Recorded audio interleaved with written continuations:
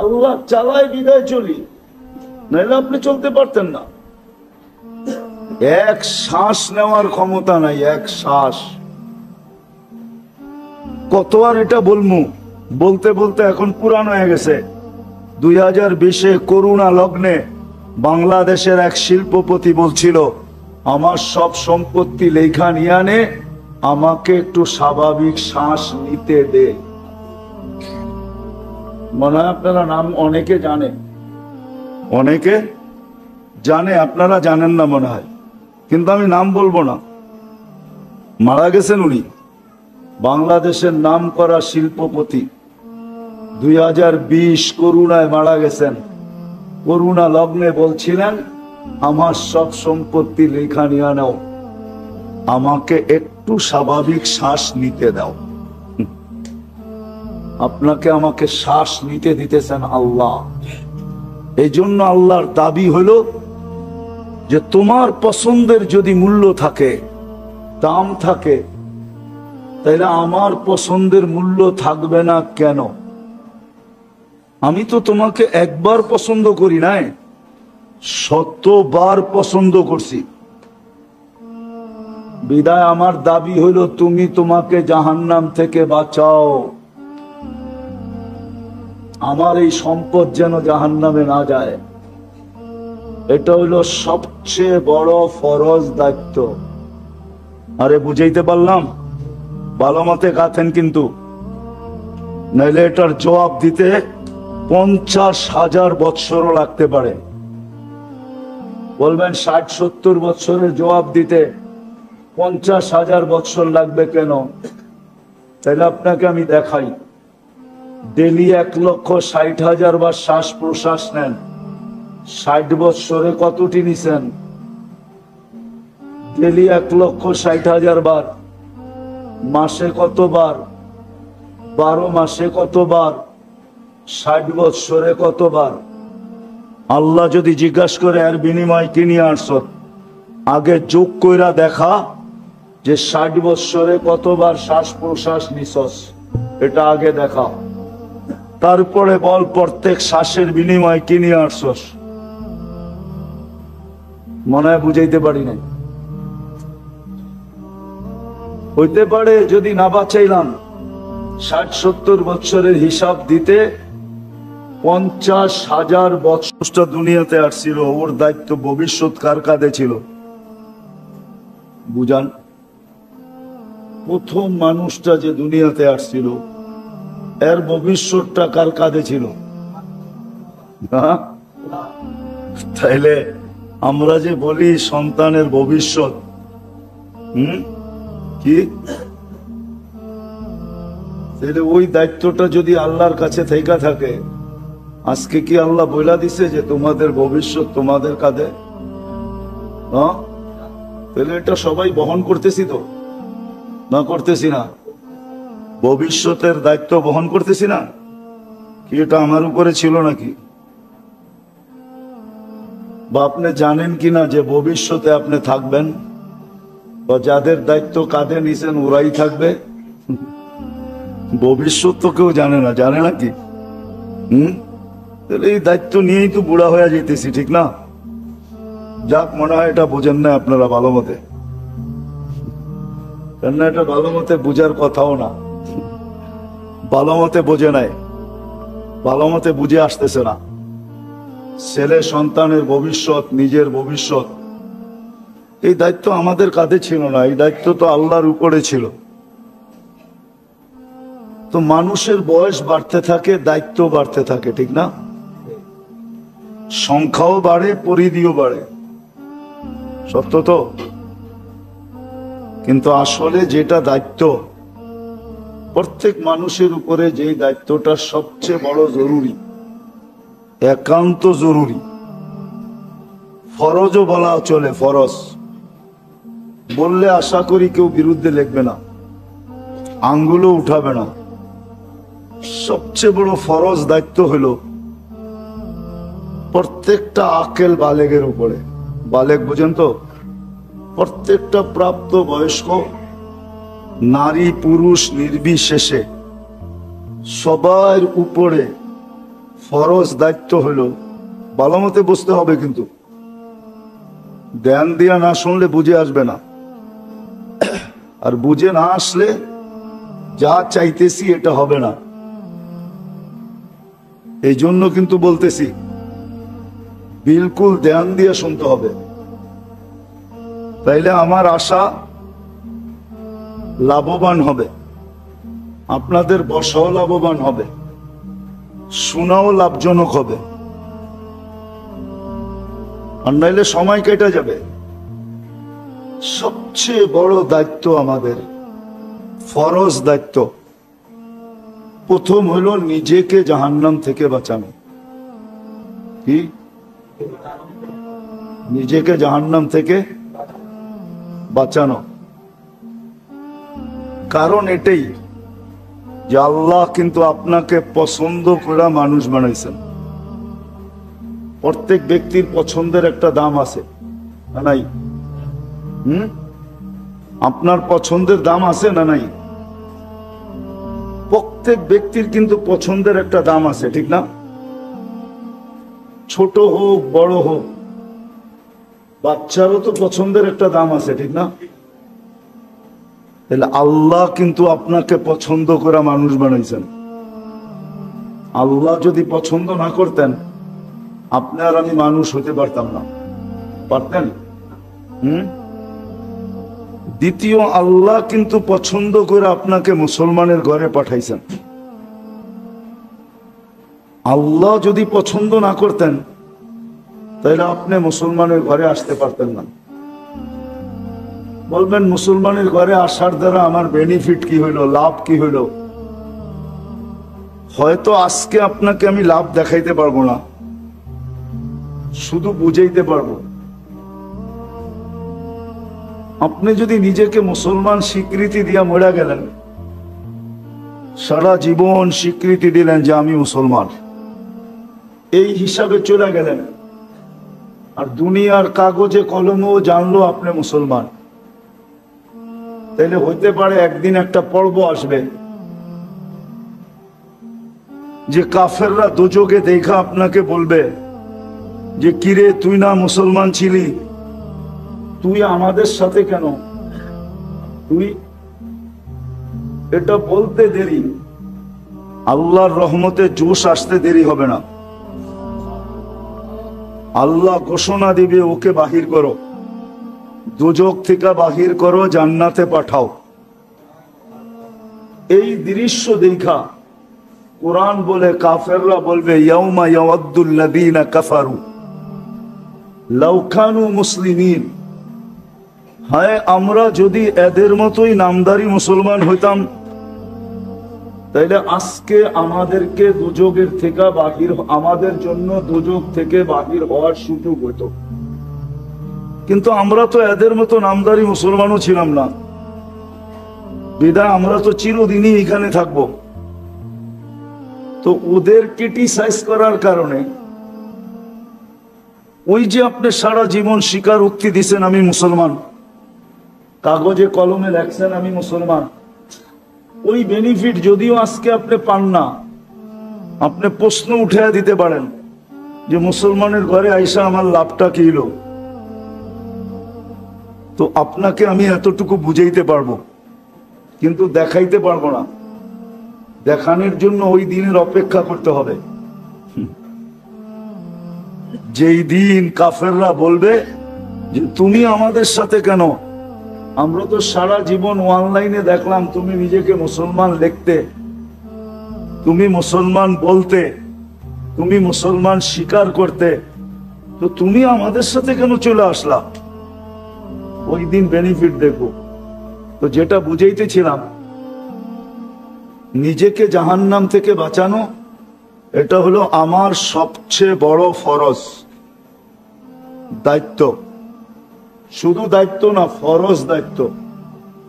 কেননা আপনার পছন্দের যদি মূল্য থাকে, তাহলে আল্লাহর পছন্দের কোনো মূল্য নাই না? নাই। আল্লাহ আমাকে প্রথম পছন্দ করছে মানুষ হিসাবে, দ্বিতীয় পছন্দ করছেন মুসলমান হিসাবে। তৃতীয় পছন্দ করছেন উম্মতে মুহাম্মদী হিসাবে, খায়রে উম্মত হিসাবে, সর্বশেষ উম্মত হিসাবে। বরং কিয়ামতের দিন আল্লাহর পক্ষে সাক্ষী হিসাবে। আর কয়টা বলবো? 5টা কিন্তু বলে ফেলছি, আরো 5 ডজন বলা যায়। আল্লাহ কিন্তু আপনাকে পছন্দ করছেন। আপনার রং যেমনই হোক, টং যেমনই হোক, বংশ যেমনই হোক, পেশা যেমনই হোক, এলাকা যেমনই হোক, কথাবার্তা যেমনই হোক, দুনিয়ার দিক ভিতরে আপনি যেমনই হন, আপনাকে কিন্তু আল্লাহ 5 বার বললাম পছন্দ করছেন।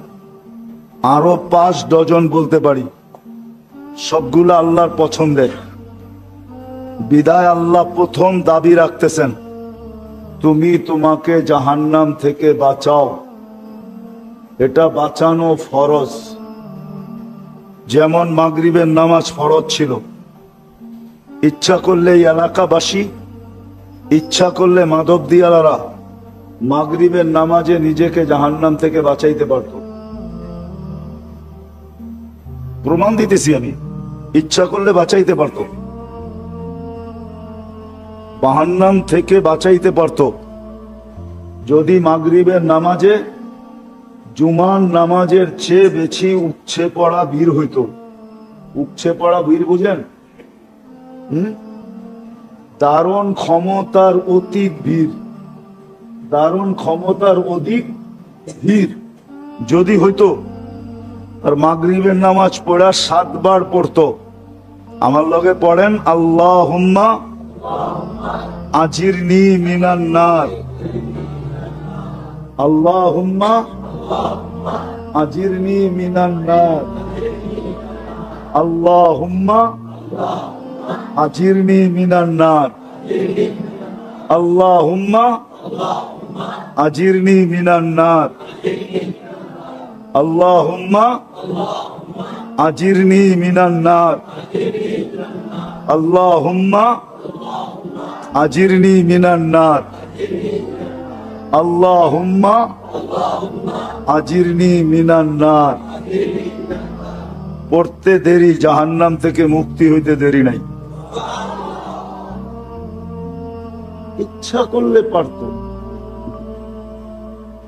কিন্তু জুমার সমান বিরত হয় নাই। কোন মসজিদে হয়েছে বলেন? মাধবদীর এই মসজিদ বাদেই দিলাম, কোন মসজিদে হয় নাই।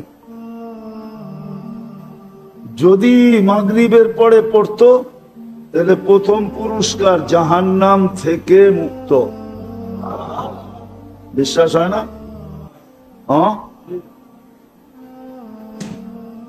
জাহান্নাম থেকে মুক্ত। সুবে সাদে খাওয়ার 1 সেকেন্ড আগেও যদি মারা যায় তাহলে শহীদি মৌত। দ্বিতীয় পুরস্কার। মানুষ হয়তো দিনে মরে, নাইলে ঠিক তো? যদি সুবে সাদেকের 1 সেকেন্ড আগে মারা যেত তাহলে শহীদি। আর শহীদ হইয়া যে মরে ও যায় কোথায়? কোথায়? তাহলে তৃতীয় হইতো জান্নাতের প্রবেশপত্র। কিন্তু ভিড় তো হয় নাই।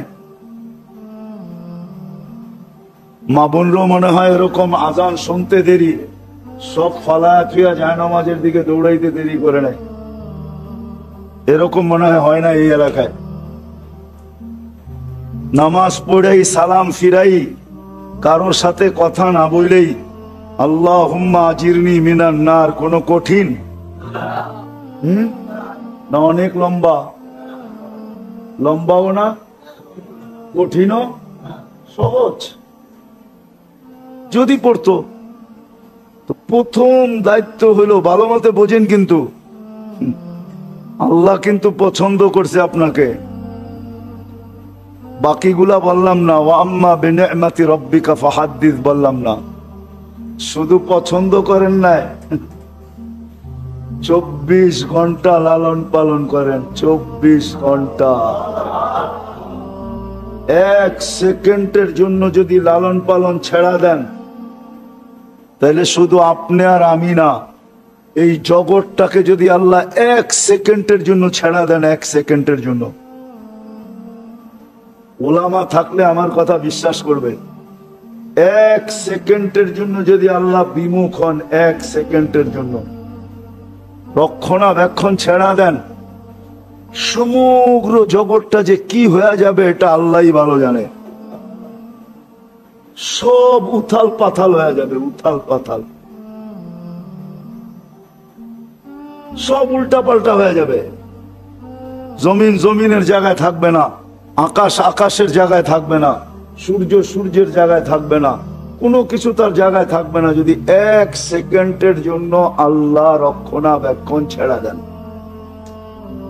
24 ঘন্টা আপনাকে আমাকে রক্ষণাবেক্ষণ করেন,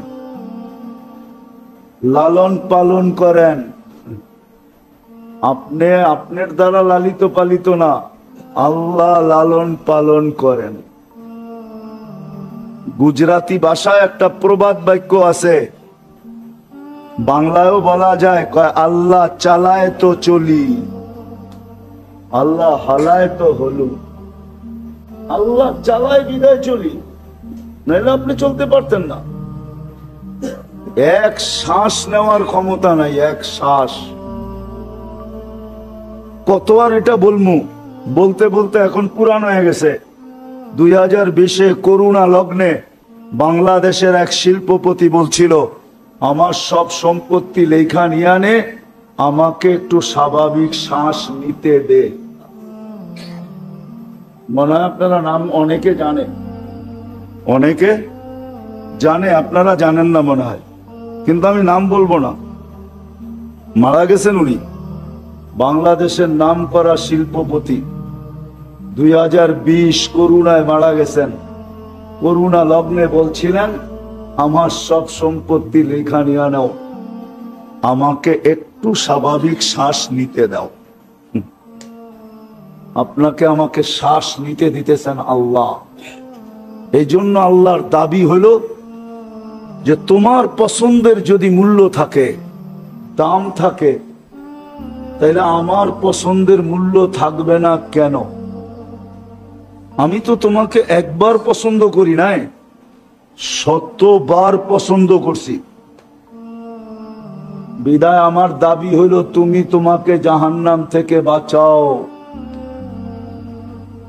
আমার এই সম্পদ যেন জাহান্নামে না যায়। এটা হইল সবচেয়ে বড় ফরজ দায়িত্ব। আরে বুঝাইতে পারলাম? ভালো মতে গাথেন কিন্তু, নাইলে এটার জবাব দিতে 50,000 বৎসরও লাগতে পারে। বলবেন 60-70 বৎসরের জবাব দিতে 50,000 বৎসর লাগবে কেন? তাহলে আপনাকে আমি দেখাই, ডেলি 1,60,000 বার শ্বাস প্রশ্বাস নেন, 60 বৎসরে কতটি নিছেন? ডেলি 1,60,000 বার। মাসে কতবার? 12 মাসে কতবার? 60 বৎসরে কতবার? আল্লাহ যদি জিজ্ঞাসা করে এর বিনিময় কি নিয়ে আসছ, আগে যোগ কইরা দেখা যে 60 বৎসরে কতবার শ্বাস প্রশ্বাস নিছস, এটা আগে দেখা। তারপরে বল প্রত্যেক শ্বাসের বিনিময় কি নিয়ে আসছস। মনে হয় বুঝাইতে পারি না। হইতে পারে যদি না বাঁচাইলাম 60-70 বৎসরের হিসাব দিতে 50,000 বৎসর লাগতে পারে, 50,000 বৎসর। বানায়া বলতেছি না, কোরআনে আছে 50 আলফা সানা মিম্মা তাউদ্দুন, 50,000 বৎসর লাগতে পারে। কিন্তু বলবেন যে যুক্তিতে তো ধরে না, 50,000 বৎসর কেন লাগবে 60 বৎসরের হিসাব দিতে? তাহলে যুক্তি দিয়া দেখাইলাম। আল্লাহ বলে বেলি 550 লিটার অক্সিজেন নিছ, বৎসরে 2,750,000 লিটার, 60 বৎসরে কত লিটার নিছ? এটার বদলায় কি নিয়ে আসছো বলো? 24 ঘন্টায় কতটুকু নুন খান? আল্লাহর নেয়ামত কতটুকু ভোগ করেন? আরে বলেন না, কতটুকু ভোগ করেন? কয়বার ডেলি আল্লাহ বলেন? আল্লাহ তো বেশি বলে নাই, নিজেকে জাহান্নাম থেকে বাঁচা, এটা তোর উপরে ফরজ। প্রত্যেক আকেল বালেক নর নারীর উপরে ফরজ নিজেকে জাহান্নাম থেকে বাঁচানো। এটা প্রথম ফরজ, প্রথম দায়িত্ব, ফরজ দায়িত্ব, কোনো নফল না, কোনো সুন্নত না, কোনো ওয়াজিব না, কোনো ফরজে কেফায়া না, বিলকুল ডাইরেক্ট ফরজ দায়িত্ব। নিজেকে জাহান্নাম থেকে বাঁচাও। আর বাঁচানোর যুক্তি দিলাম, কেন বাঁচাইতে হবে? আল্লাহ বলে এটা আমার দেওয়া, এইখানে তোমার কোনো আঙ্গুলের ছাপ পর্যন্ত নাই, এটা আমি দিছি। কে দিছে? হ্যাঁ, কে সাজাইছে এত সুন্দর করে? এখন চালায় কে? তাই চলে, নাইলে চলতো না এটা, তাইলে এটা চলতো না, চলতো না। মাঝে মাঝে দেখায় আল্লাহ, মাঝে মাঝে দেখায়। চোখে দেখে না কেন?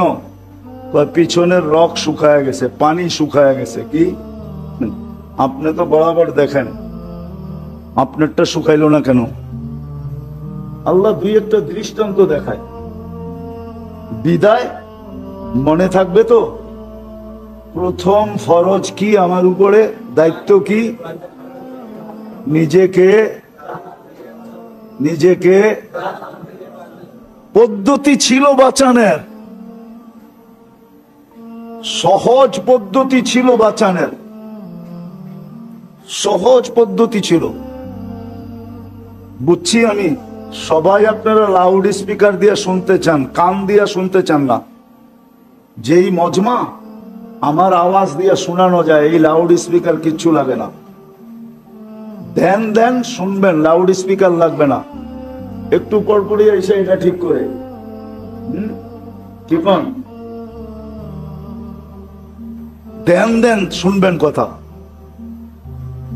তো প্রথম দায়িত্ব হলো নিজেকে জাহান্নাম থেকে বাঁচানো। প্রত্যেক আকেল বালেক নারী পুরুষ সবার উপরে আল্লাহর পক্ষ থেকে ফরজ অর্পিত দায়িত্ব হলো নিজেকে জাহান্নাম থেকে বাঁচাও। আমি একটা সহজ পদ্ধতি দেখায় দিছিলাম যে মাগরিবের পরে যদি, মাগরিবের জন্য যদি মসজিদে ভিড় করত আর আজান সালাম দেওয়ার সাথে সাথে যদি সবাই হাতের কর গয়না পড়া ফেলতো, আল্লাহুম্মা আজিরনি মিনান নার 7 বার, তো সুবে সাদেক হওয়া পর্যন্ত প্যাক হয়ে যেত, প্যাকেট হয়ে যেত, প্যাকেট। যে 1 সেকেন্ড আগেও মরলে জাহান্নাম থেকে কি মুক্ত। আবার ফজরে এরকম ভিড় হইতো, যেরকম জুমার চেয়ে বেশি ভিড় হইতো ফজরে। হাদিসে আছে ফজর পড়া যে আবার 7 বার পড়বে জাহান্নাম থেকে মুক্তি। সূর্য ডুবার 1 সেকেন্ড আগেও যদি মরে, 1 সেকেন্ড আগে জাহান্নাম থেকে মুক্ত। শাহাদাতের মউত, জান্নাতের প্রবেশপত্র হাতে, জান্নাতের প্রবেশপত্র।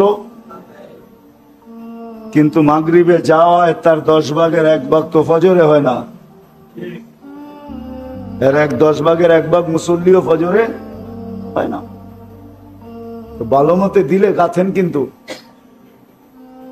আমাদের দায়িত্ব গাম জড়ায়া বলা। এই জন্য বলতেছি, প্রথম দায়িত্ব হলো আমার নিজেকে জাহান্নাম থেকে। কারণও বইলা দিছি, কেননা আল্লাহ পছন্দ করছে আমাকে। বলে না আমি পছন্দ করছি বইলা কথা, আল্লাহ বলে আমি পছন্দ করছি বইলা কথা। দাবি তোমাকে জাহান্নাম থেকে বাঁচাও। দ্বিতীয় ফরজ দায়িত্ব হলো তোমার পরিবারকে জাহান্নাম থেকে বাঁচাও। দরকার হলে পাও ধইরা বাঁচাও, দরকার হলে। এখানে একজন অভিভাবকও নাই বলতে পারবে না যে আমি জাহান্নাম থেকে বাঁচানোর জন্য আমার ছেলের পাও ধরছি, আমার ঘরালাদের পাও ধরছি, একজনও নাই। অথচ চিল্লায় যায় অনেকজনের পাও ধরছে এরম লোক এখানে আছে। কি রাগ হয়ে গেলেন তাবলিগালারা? চিল্লায় যায় কি করছে? নাই কেউ এনে চিল্লায় যায় পাও ধরছে, কিন্তু বাড়িতে পাও ধরে নাই। তো ফরজ ছিল দোকানে যাওয়ার জন্য পাও ধরে বাপে, তোর পাও ধরি আমার শরীর আর চলে না, তুই যা দোকানটা একটু খালি খুললা বয়া থাকবি। ধরে না, ধরে না, শুধু খুইলা বয়া থাকবি, তোর কিচ্ছু করতে হইব না, বাকি কর্মচারীরা করব, তুই খালি ক্যাশটায় বয়া থাকবি, তোর পাও ধরি, তুই ফ্যাক্টরিতে যা একটু খালি বয়া থাকবি। এটার জন্য পাও ধরে, এর জন্য পাও ধরে না।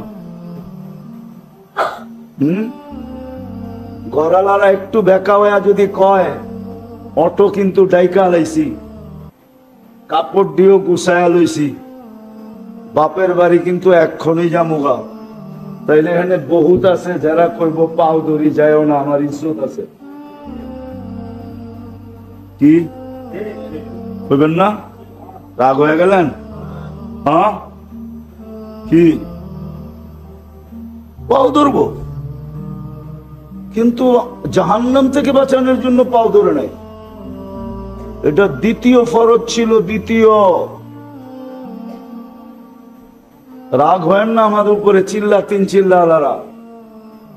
দ্বিতীয় ফরজ ছিল আপনার জন্য ঘরের মানুষের পাও ধরা।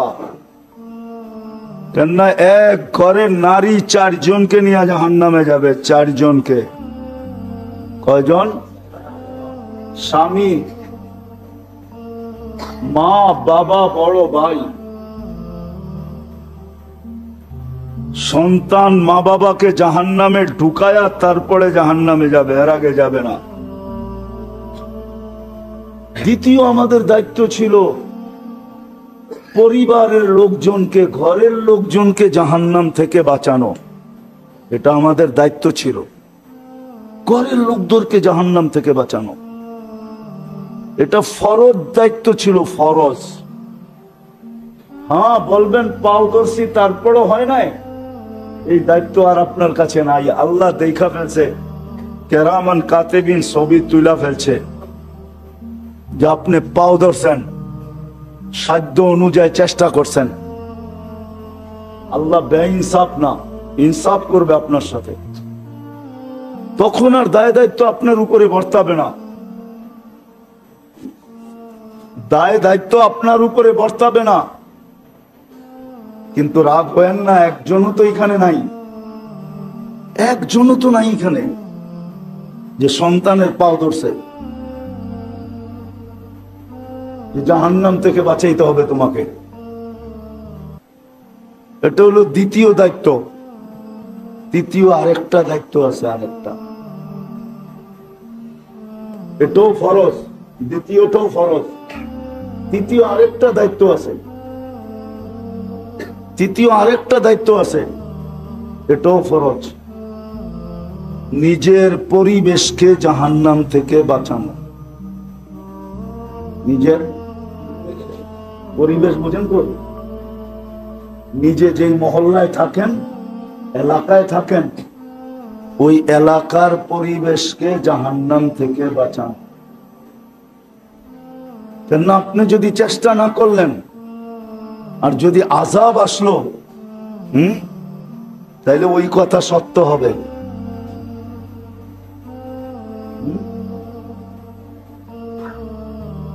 কবি বলছিল আর কি, লগ যায় আগার আগ, যদি পুরা মহল্লা আগুন লেগে যায়, তাহলে সমস্ত ঘরই কিন্তু পুরার আশঙ্কা হবে, ঠিক না? সমস্ত ঘরেই পুরার আশঙ্কা থাকবে, হবে। কেননা এই মহল্লায় তো আমার ঘর একলা না, আপনার ঘর একা। আপনার ঘর তো একা না, আপনার ঘর একা না। এই জন্য তৃতীয় ফরজ দায়িত্ব হলো নিজের মহল্লাকে জাহান্নাম থেকে বাঁচানো। আমি আর দূরে নিলাম না, দূরে নেওয়ার অভ্যাস নাই আমার, এই জন্য দূরে নিলাম না। কমসে কম নিজের মহল্লাকে জাহান্নাম থেকে বাঁচান, নিজের ইউনিয়নকে বাঁচান, নিজের পরিবেশকে বাঁচান। এই তিনটা দায়িত্ব প্রত্যেকের উপরে। কেননা আপনাকে আমাকে আল্লাহ পছন্দ করছে, আল্লাহ। এই তিন দায়িত্ব যদি পুরা না করলাম, হতে পারে কিয়ামতের দিন দাঁড় করায় দিতে পারে, আর ওই দাঁড়ানোটা 50,000 বৎসরেরও হতে পারে। আলা কুল্লুকুম রাইন ওয়া কুল্লুকুম মাসউলুনা আন রায়াতিহি। প্রত্যেকে দায়িত্বশীল। কু আনফুসাকুম ওয়া আহলিকুম নারা। তোমাকে বাঁচাও, তোমার পরিবার পরিজনকে বাঁচাও, পরিবেশওয়ালাদের মহল্লাওয়ালাদেরকে বাঁচাও। নাইলে যদি খোদাই গজব চলে আসে, তাহলে সব ঘরের ভিতরে আসবে। হাদিসে ইঙ্গিত আছে, আনুহলিকু ওয়া ফিনা সালিহুন ক্বালা ইযা কাসুরাল খাবাস। আমাদের ঘরেও আগুন লাগবে, কেন এই মহল্লায় আমার ঘরে একা না। আমি যতই নেককার হই, এটারও ঘোষণা দিছেন, তুমিও কষ্টের শিকার হবে। এই জন্য তিনটা দায়িত্ব ফরজ আমাদের উপরে। নিজেকে বাঁচানো, দ্বিতীয় কি পরিবারকে বাঁচানো, তৃতীয় হলো নিজের পরিবেশকে বাঁচানো, মহল্লাকে বাঁচানো। এটা আমাদের উপরে ফরজ। বাঁচাও। আজকে এই তিন কথা না বুঝার কারণে আর তিনটা না করার কারণে, এই তিনটা যদি মুসলমান বুঝতো আর তিনটা যদি করত, সমস্ত দুনিয়ার মহল্লা আলারা যদি, মুসলিম মহল্লা আলারা যদি এটা করত, তাহলে আজকে মুসলমানদের এই দুরবস্থা হইতো না। মুসলমানদের যে দুরবস্থা আজকে, এটা কোনোদিন হইতো না। দুনিয়া আলাদের কাছে তো মুসলমানদের পানির দাম নাই নাই নাই নাই। দুনিয়া আলাদের কাছে কানলেও মুসলমানের পানির দাম এখন নাই। কিন্তু কিভাবে নিবেন জানি না, মনে হয় এই পানি মাথার উপরে ওঠে না, পানি মাথার উপরে ওঠে না। উঠলে তো এই দুরবস্থা মুসলমানদের হইতো না। আজকে দুনিয়ার প্রেক্ষাপটে মুসলমানদের যে দুরবস্থা, 38,000 ফিলিস্তিনি মরে গেল, নারী ও শিশু। 38,000 মানুষের রক্ত, 38,000। বুঝবেন কি বুঝবেন না জানি না, ওলামা তো দেখতেও আসি না, দুই একজন দেখতেছি, এরা বুঝবে কি জানি না। এতগুলো মানুষের রক্ত, অথচ রক্ত জড়ে নাই, রক্ত কি জড়ে নাই। উসমান রাদিয়াল্লাহু তাআলা আনহু, উসমান রাদিয়াল্লাহু তাআলা আনহু শহীদ হয়ে গেছেন, শহীদ। বায়াতে রিজওয়ানের ভিতরে মিথ্যা খবর শোনা গেছে, উসমান শহীদ হয়ে গেছে, অথচ শহীদ হন নাই। সাহাবারা বলতেছে, ইয়া রাসূলুল্লাহ, উসমান শহীদ হয়ে গেছে, রক্তের বদলা ছাড়া ফিরবো তো ফিরবো কি করে? উমরা করি আর না করি, রক্তের বদলা তো নিব। ও যে মুখ দিয়ে বললে তো হবে না, বায়াত করো। তো গাছের নিচে মরণের বায়াত করতেছে সবাই। আল্লাহ চুপচাপ কিচ্ছু বলে না। ওহি পাঠায় দিলেই তো পারতেন, ঠিক না? যে উসমান তো মরে নাই, শহীদ হয় নাই, এটা মিথ্যা খবর। যখন সবার বায়াত শেষ, তো আল্লাহ উল্টা আয়াত পাঠাইতেছে, নিয়াদুল্লাহি ফাওকা আইদিকুম, আমিও তোমাদের সাথে হাত, তোমাদের হাতের উপরে হাত রেখে দিলাম। যেখানে মিথ্যা কথার উপরে বায়াতে রেজওয়ান হইতেছে, আর আল্লাহ বিলকুল চুপচাপ, জিবরিল আইসা কিচ্ছু বলতেছে না, বরং উল্টা আল্লাহ বলতেছে আমার হাতও তোমাদের সাথে। ওইখানে ৩৮,০০০ মরে গেছে। কোন দোয়া উপরে উঠতেছে না। ওলামা দোয়া করতেছে, তোলাবা দোয়া করতেছে, আল্লাহ আল্লাহ করতেছে। এখন যান হাজিরা মক্কায় যায় দোয়া করতেছে, না করতেছে না? হ্যাঁ, কি মরণের মিছিল কমতেছে না বাড়তেছে? হ্যাঁ, মুসলমানের দুরবস্থা কমতেছে না বাড়তেছে? কেন? কারণ এটাই, মুসলমান বোঝে নাই যে আমার ফরজ দায়িত্ব কি। ফরজ দায়িত্ব হলো প্রথম নিজেকে জাহান্নাম থেকে বাঁচাও, পরিবারকে বাঁচাও, তোমার পরিবেশকে বাঁচাও। এই তিনটাই যদি করতে পারি, প্রত্যেক পরিবেশের মানুষ যদি দায়িত্ব নেয় যে আমার পরিবেশে একজনও বেনমাজি থাকবে না, আমি দরকার হলে পায়ে ধরবো, দরকার হলে হাতে ধরবো। ও মেরে দোস্ত, রাগ হয়ে যায় না? রাগ হবে? বলবো এইখানের তাবলিগওয়ালারা আছে, এই মহল্লার তাবলিগওয়ালা দূর দূর যায় মানুষের পাও ধরতেছে, কিন্তু এই মহল্লাবাসীরা আমাদের পাও ধরতেছে না, যে আমি তোমাদের পাও ধরতেছি। যে মসজিদ বইলা দাও, মসজিদ, আমি মসজিদে বৈশা বইলা দিতেছি, মিডিয়া নোট করে নে, আজকে যদি মুসলমান ফজরের নামাজে জুমার সমপরিমাণ লোক পড়া দিতে পারে, তাহলে কালকের থেকে মুসলমানদের বিজয়ের পালা শুরু হবে। বিজয়ের ঝান্ডা আকাশের ভিতরে উঠতে থাকবে, পতাকা উঠতে থাকবে।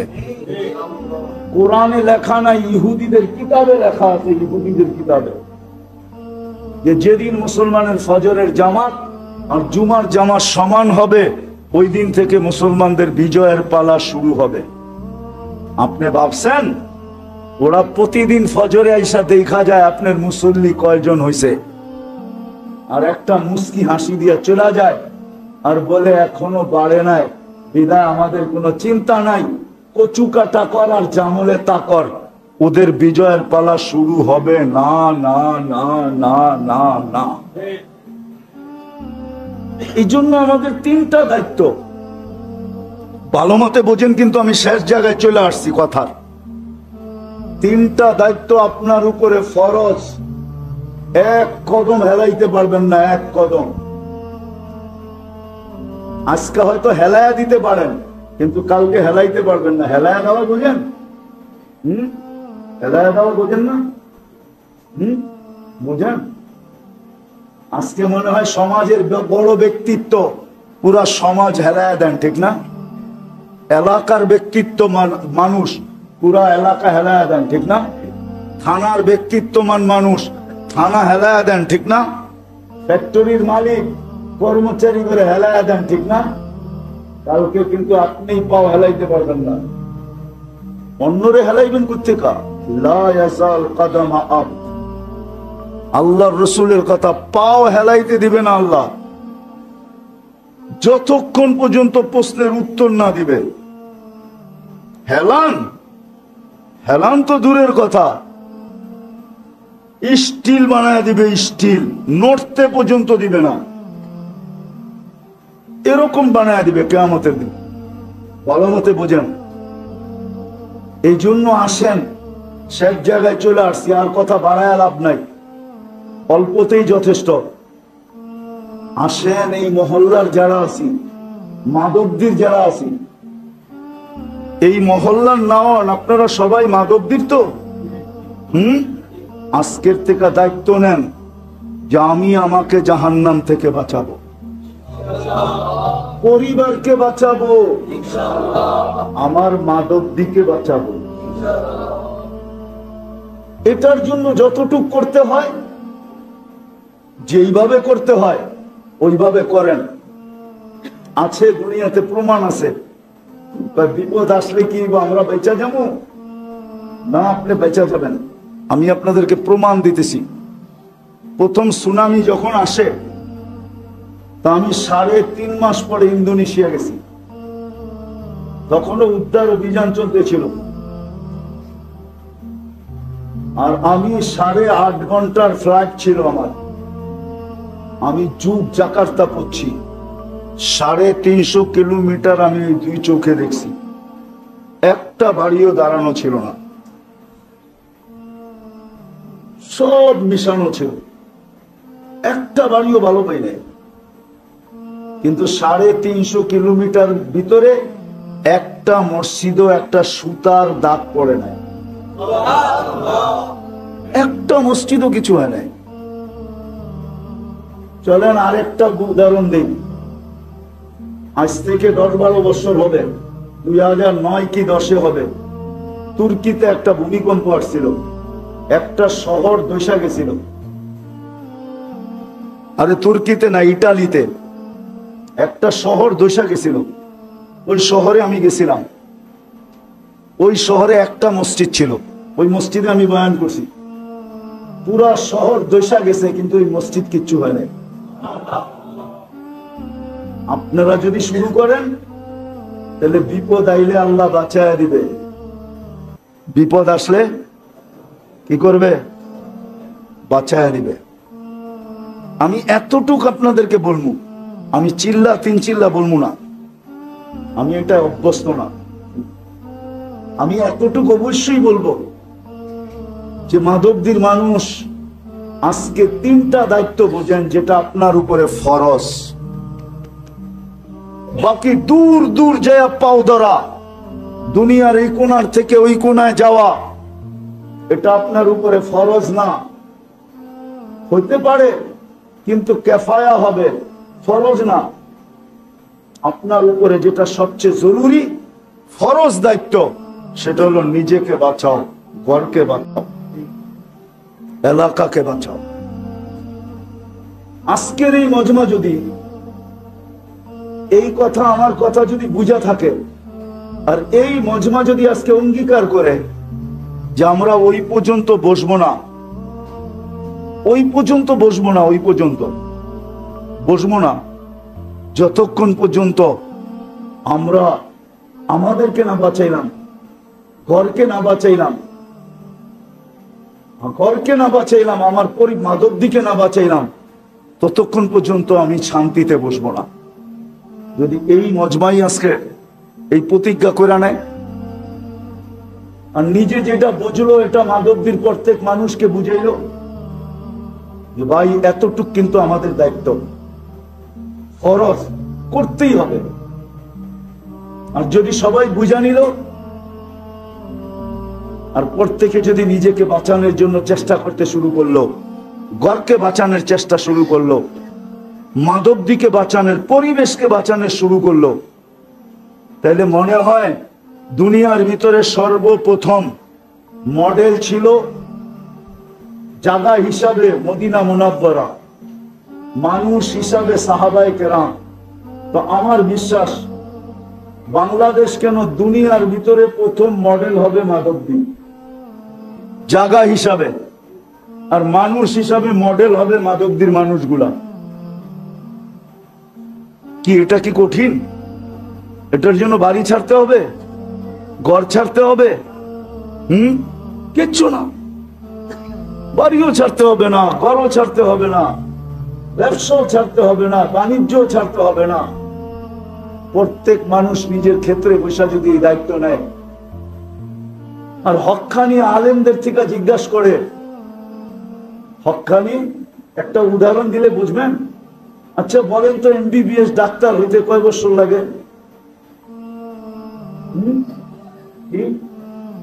5 বছর। ওটা পুরান কথা বলতেছেন, ওটা পুরান। আগে 4 বছর ছিল, ইন্টার্নি 1 বছর ছিল, এখন ইন্টার্নি 2 বছর। আমার মনে হয় কি ছেলেরা কি কয়, যুবকরা কি কয় জানা জোনা নাই। বর্তমানে এমবিবিএস ডাক্তার হইলে কয় বছর লাগে? না বেড়া, তোরটাও ঠিক না। কি নাই, কলেজে পড়ে না কেউ? হ্যাঁ,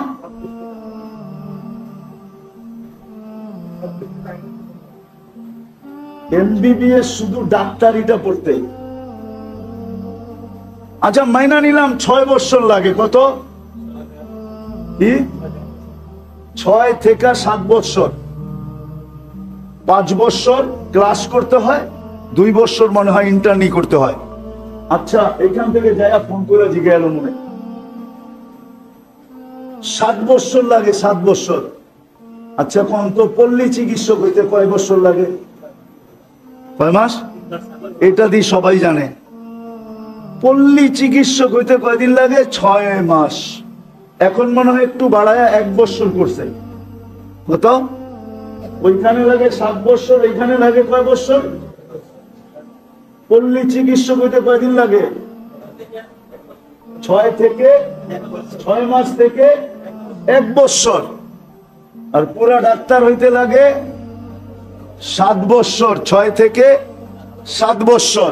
ঠিক না?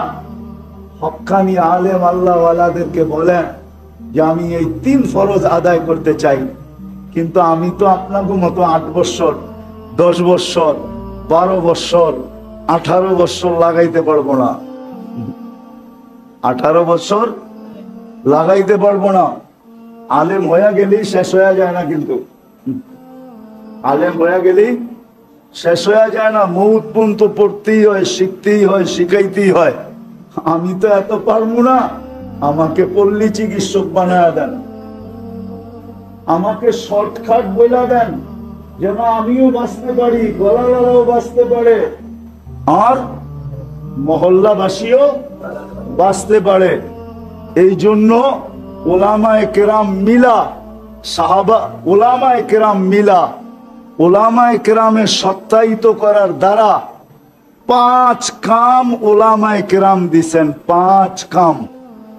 5 কাম যদি আপনি করতে পারেন তাইলে আশা করি আপনিও বেঁচে যাবেন, গড়ালারও বেঁচে যাবে, এলাকাওয়ালারাও বেঁচে যাবে। কয় কাম? কয় কাম? কয় কাম? কয় কাম? 5 কাম। যদি 5 কাম করতে পারেন, কি কঠিন? হ্যাঁ, সহজ। 5 কাম যদি আপনি করতে পারেন মন প্রাণ দিয়া, তাইলে হয়ে যাবে। 3টা হয়ে যাবে। 3টা হয়ে যাবে। 3 দায়িত্ব আদায় হয়ে যাবে। 3 দায়িত্ব আদায় হয়ে যাবে 5 কাম যদি করতে পারেন। ডেলি মসজিদে বসা ভাবেন, 2 মিনিট সবাই বসা ভাবেন যে আমাদের মহল্লার কে আসে মসজিদে, কে আসে না। এটার নাম মশওয়ারা। পাবেন। যারা আসে না ওদের লিস্টি করেন। তারপরে আমি 2.5 ঘন্টা বলবো না, ডেলি 10 মিনিটের জন্য বাইরে যান, যায়া ঘরে যায়া ওদের হাতে পায়। কয় কাম হয়ে গেল? কয় কাম? 2 কাম হয়ে গেল। ঠিক না? মসজিদে যারা আসে ওদেরকেও ফাজাইল শুনান, আর ঘরে যাইও ফাজাইলি তালিম কইরা সবার হাতে পায়ে ধইরা তৈয়ার করেন, দিনদার বানান। কয় কাম হয়ে গেল? কয়টা হইলো? কয়টা হইলো? 3টা হয়ে গেল। চতুর্থ, নির্দিষ্ট একদিন কইরা, একদিন নির্দিষ্ট কইরা সবাইকে হাতে পায়ে ধরা মসজিদে আইনা আল্লাহর ঘরের পরিবেশে বসায়া, এতদিন তো ডেলি যাইতেন, ওর পরিবেশে ওকে রাইকা হাতে পায়ে ধরতেন। একটা কাহিনী মনে উঠছে, বলে ফেলবো? আমি কিন্তু কাহিনীতে বিশ্বাস তো না, কিন্তু মনে উঠছে, কি করবো, বলে ফেলি। দেখি আপনাদের কাজে লাগে কিনা। এক আল্লাহওয়ালা কাছে খবর আসছে যে আমাদের এলাকায় এক মহিলা আছে যিনি পতিতা পেশায়, যার পেশা হলো পতিতা পেশা। কি পতিতা বুঝেন? আর বাংলাম না, ঠিক না? তো বুজুর্গ বলতেছে পতিতা পেশা, তো হ্যাঁ। তো উনি একদিন পর্দার আড়ালে যায় বলছে, মা না, ওই মেয়ে, তোকে আমি একদিনের জন্য বুক করতে চাই। আমার কামই তো এটা আমার, কিন্তু শর্ত আছে, ওই দিন আমি যা বলবো তা করতে হবে। বলছে এই জন্যই তো ওই দিন তোমার বুক, তুমি যা বলবে তা করব। বলছে টাকা কত নিবা? বলছে এত। বলছে ওকে।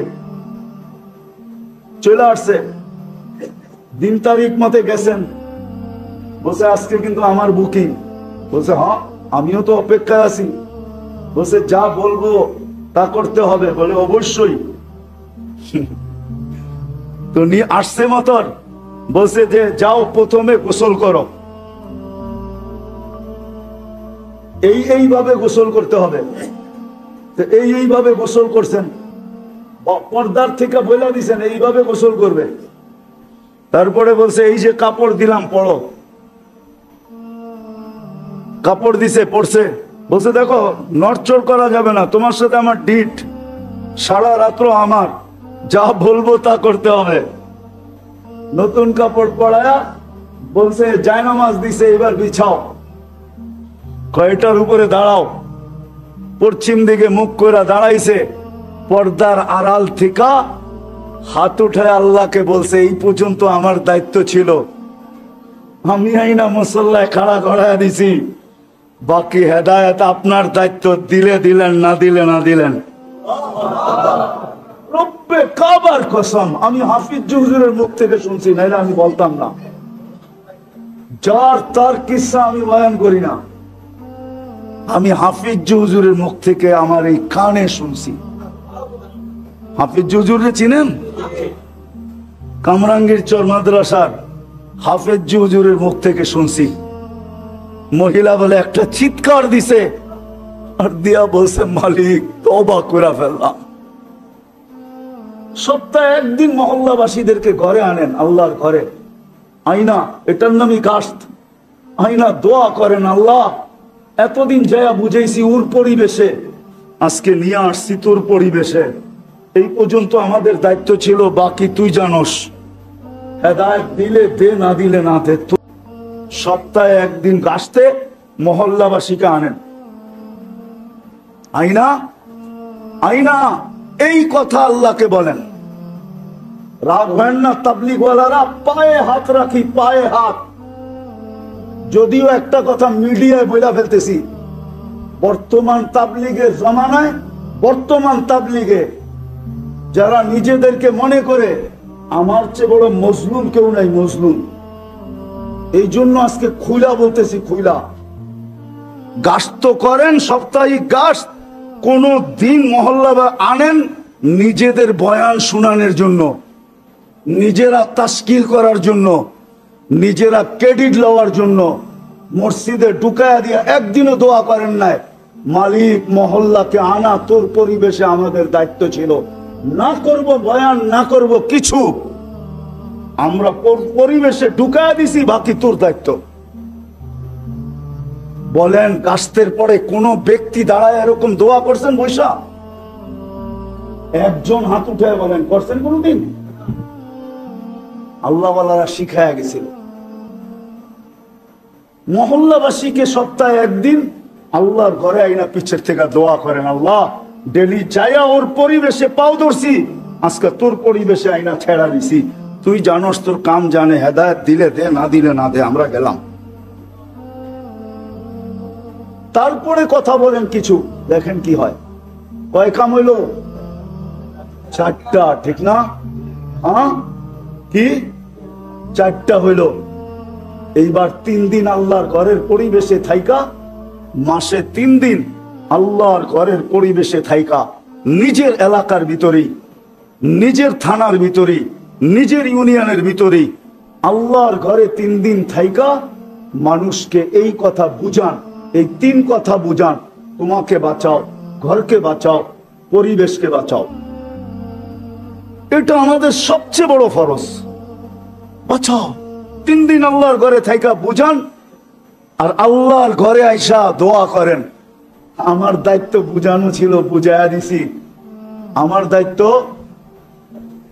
দায়িত্ব বুঝানো ছিল, বুঝাইয়া দিছি। কিন্তু বাকিটা আমার দায়িত্ব না। বাকিটা কি? হেদায়েত দেওয়া, দিলে গাইথা দেওয়া, বুঝাইয়া দেওয়া, চলায়া দেওয়া আপনার দায়িত্ব। এই দোয়া করেন, পারবেন? হ্যাঁ, বুঝাইতে পারলাম? একটা পরিবেশ তৈরি হবে, করেন। এই মহল্লা আলাদেরকে বলতেছি, করেন। আমার কথা মাইনা করেন। মা বোনদেরকে বলেন ঘরে ঘরে করতে। প্রত্যেক আকেল বালেক পুরুষ নারীর উপরে এই 3টা দায়িত্ব জরুরি। নিজেকে বাঁচানো, ঘরকে বাঁচানো, পরিবেশকে বাঁচানো। আজকে নিজে বাঁচলেও ঘর বাঁচা নাই, ঘর বাঁচলেও পরিবেশ বাঁচা নাই। যদি পরিবেশ বাঁচা থাকতো তাহলে বললাম না, মুসলমানের এই দুরবস্থা হতো না। ওইখানে তো রক্ত ঝরেই নাই, তারপরও বলতেছে ইয়াদুল্লাহি ফাওকা আইদিকুম। এইখানে তো 38,000-এর রক্ত ঝরে গেছে। শুধু এক জায়গায়, কত জায়গায় যে রক্ত মুসলমানের ঝরতেছে, ডেলি ঝরতেছে। দোয়া করতেছি, কোনো কাজে লাগতেছে না। এই জন্য পায়ে হাত দিয়া বলি, আজকে আমার কথা বোঝেন, বুঝা চলেন, অঙ্গীকার করি। আমি আপনাদেরকে বলবো না আপনি দূর দূর যান। আমি মাদক দিয়ালাদেরকে বলবো, মাদক দি সামলাও। মাগরিবের ওয়াক্ত হলো, আজান হলো, পুরো মাদক দি যেন থাইমা গেল। সব মসজিদে দৌড়াইতেছে, জায়গা না পাইলে মার্কেটের ভিতরে দাঁড়ায় গেছে। দোকানদার দোকানে, মার্কেটওয়ালা মার্কেটে, ফ্যাক্টরিওয়ালা ফ্যাক্টরিতে, অফিসওয়ালা অফিসে, আরে রাস্তাওয়ালা রাস্তায় দাঁড়ায় গেছে। কেন দাঁড়ায় গেছো? 3 রাকাত পড়া সালাম ফিদাইতে দেরি, 7 বার পড়তে দেরি, জাহান্নাম থেকে মুক্তির পরওয়ানা লইতে দেরি হবে না, এই জন্য দাঁড়ায় গেছি। মাধবদীর হাইওয়ে পর্যন্ত যেন জাম হয়ে যায়, হাইওয়ে মানুষ দাঁড়ায় যায়। এত মানুষ মসজিদে জায়গা পাবে কোথায়? হাইওয়ে জামাত হইতেছে। মাধবদী সামলান, নরসিংদীওয়ালা নরসিংদী সামলান। প্রত্যেক থানা আলা, ইউনিয়ন আলা যদি ইউনিয়ন সামলানি শুরু করে, তাহলে সারা দুনিয়া সামলায়া যাবে। আর নাইলে যেইভাবে মেহনত করে আসতেছি, মায়ে কইছে বানতে দান, বানতে আসি উদা দান। চিনেন? গ্রাম্য শব্দ বোঝেন? মনে হয় বোঝেন নাই। বুঝছেন? মায় বলছে, আগে ডেকি ছিল না, দান বানতে দান, বানতে আসে কি উদা দান। চিনেন? এখনো শুকায় নাই, তো ওইটা বানলে কি চাউল হইব? কি হ্যাঁ, চিরা কয়ভাবে খাওয়ান যায়? শুধু একভাবে, কি ভিজায়া খাওয়ান যায়, ঠিক না? নাইলে শুকনা খাইবেন আর পানি খাইবেন, এই তো ওই একই কথা, ঠিক না? আর চাউল 100 ভাবে খাওয়া যায়। কি 100 ভাবে চাউল খাওয়া যায় না? 100 প্রকারের চাউল খাওয়া যায়। কি দরকার হলে চাউ রান্ধেন, দরকার হলে খিচুড়ি রান্ধেন, দরকার হলে পোলাও রান্ধেন, দরকার হলে কাচ্চি রান্ধেন, দরকার হলে ভাত রান্ধেন, দরকার হলে ফিন্দি রান্ধেন। কি আরো তো কত আইটেম আছে, ঠিক না? দরকার হলে পাউডার বানান, রুটি বানান, দরকার হলে পিঠা বানান, ঠিক না? আর কটা শুনামো আপনাকে। এখন তাবলিগ করতেছি এইভাবে, করতে কইছে তাবলিগ করতেছি উদাদানের মতো। এই জন্য মেরে দোস্ত পায়ে হাত দিয়া বলি, সামলান মাধবদী ওয়ালারা, মাধবদী সামলান। পারবেন? হ্যাঁ, এই তরতিবে কে কে মেহনত করতে রাজি আছেন? পাক্কা না মনের থিকা না? দেখেন তাবলিগালারা কিন্তু নিয়ত একটা শিখাই দিছে, ঠিক না? নিয়ত লেখাইতে লেখাইতে কাগজের দাম তাবলিগালারা বাড়াইছে। হ্যাঁ, দেখবেন খাতা একটা খাড়া গেছে, নিয়ত লেখাইতে লেখাইতে লেখাইতে লেখাইতে এই মসজিদেও পাওয়া যাবে, জমা করলে মনে হয় 1 ট্রাক হয়ে যেত এই পর্যন্ত খাতা, ঠিক না? হ্যাঁ, আমি নিয়ত ফিয়ত চাই না, অঙ্গীকার করেন, ওয়াদা করেন যে আমি করব। আমি তো আপনাদেরকে দূরে নিয়ে যেতেছি না, দূর দূর নিয়ে যেতেছি না। আমি বলতেছি মাধবদী আলারা মাধবদী সামলাক, এই ইউনিয়ন আলারা ইউনিয়ন সামলাক, ইউনিয়নের পরিবেশকে বাঁচায় দেখ জাহান্নাম থেকে। লা ইয়াহদিয়াল্লাহু বিকা রাজুলান ওয়াহিদান খায়রুল লাকা মিনাদ দুনিয়া ওয়া মা ফিহা। বেশি কিছু লাগবে না, একজনকে বাঁচায় দেন, আপনার জান্নাত বনা যাবে। আল্লাহর রাসূল সাল্লাল্লাহু আলাইহি ওয়াসাল্লাম আলী রাদিয়াল্লাহু তাআলা আনহু বলেছে লা ইয়াহদিয়াল্লাহু বিকা রাজুলান ওয়াহিদান। করবেন? পাক্কা তো? সত্য? কে কে করবেন? মনের থিকা তো না? খালি কাগজে লেখানোর মতো? 1 হাতে না 2 হাতে? হ্যাঁ, আল্লাহ কবুল করুক। ওয়ামা আলাইনা ইল্লাল বালাগ।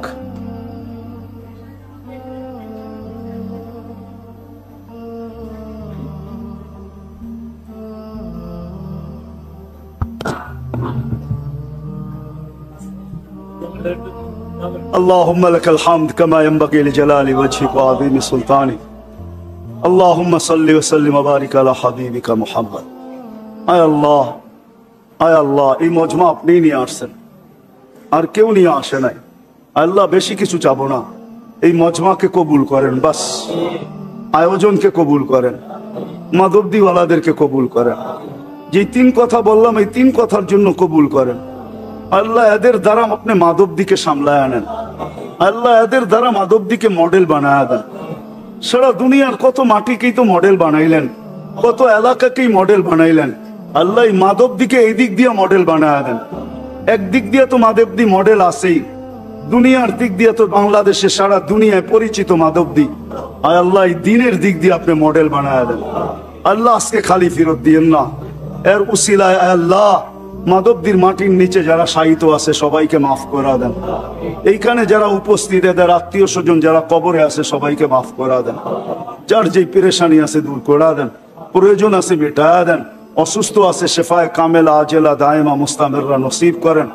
আয় আল্লাহ ফিলিস্তিনকে জয়যুক্ত করে দেন। আয় আল্লাহ হাজীদেরকে সহিভাবে হজ করা কবুল, হজের বরকত নিয়ে দেশে ফিরার তৌফিক নসিব করেন। ওয়া সাল্লাল্লাহু তাআলা আলা খায়রি খালকি মুহাম্মাদি ওয়া আলিহি ওয়া সাহবিহি আজমাইন বিরহমাতিহি।